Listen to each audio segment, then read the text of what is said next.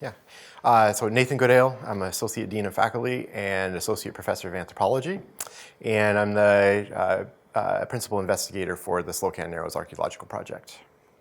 Can you tell us a little bit, sort of a brief overview of the Slocan Narrows Archaeological Project? What are you doing up there?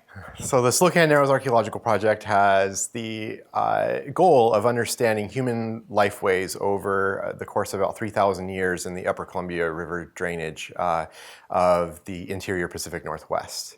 The project is focused at the Slocan Narrows Archaeological Site, where we've been taking groups of Hamilton students since 2009 doing archaeological research there and understanding past human lifeways at this really significant archaeological site, but also teaching them archaeological field methods.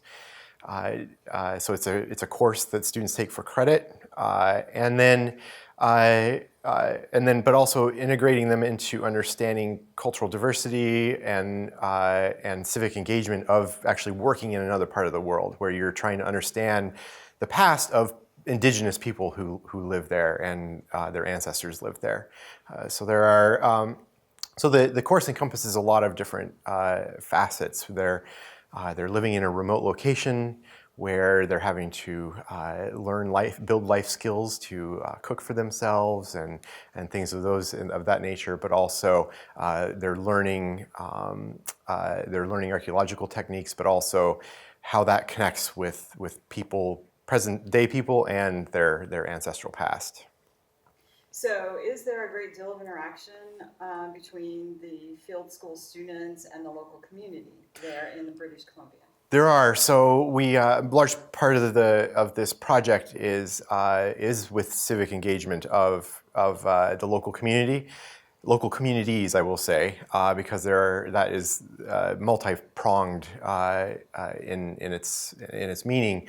We work with Indigenous people of the region. There are competing Indigenous interests in this region. The local Indigenous group, the Sinaiaks, who call this their ancestral territory, were pronounced extinct in 1956 by the Canadian government. However, they are recognized as part of the Colville Confederated Tribes in northeastern Washington and as the part of the Okanagan Nation Alliance in west central BC. However, they were pronounced extinct in the Upper Columbia River area. So there's that multi-pronged community approach where we're engaging with all those different entities. We're also engaging with the local community there. So a large part of the project is public outreach and educating people about what we're finding out. It wasn't too long ago, even just a couple decades ago, where most of the local community would have said Indigenous people never lived here.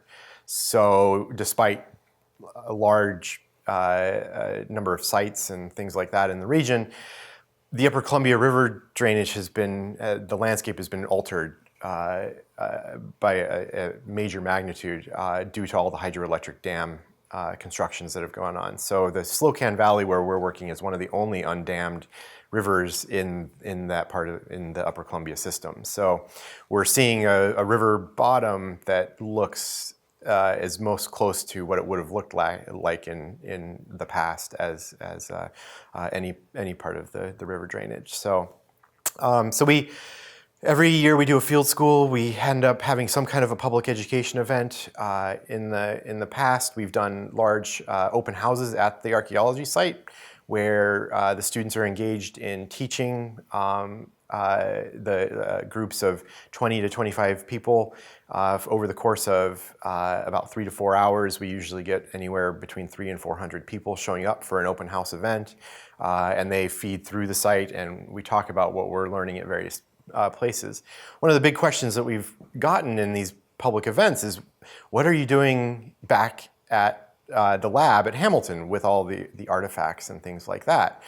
And so what we wanted to do was create a film, an educational film that actually showed what we are doing in the field, but also how it connects to all the lab work that we're doing back here at Hamilton to understand the past human use of this site. So is where our digital project, Archaeology at the River Narrows, led by Petra Elstrom, really is contributing towards that part of our educational goals.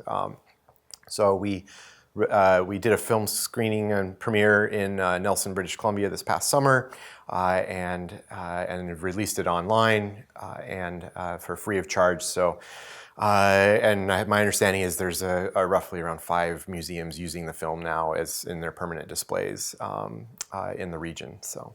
That's awesome. Yeah. Can you tell me, you said that the production of the film was led by Petra Elfstrom. Can you tell me a little bit about her, what her role was, and other collaborators on the project? Yeah, Petra was one of the very eager students to take on a project. She approached me very early on in her freshman year. During her first year, we had a conversation about her attending the field school. And so we discussed that. She ended up attending the 2015 field school and did a great job and had a really good time, I think. It was a great learning experience for her. She's a very adventurous person anyway,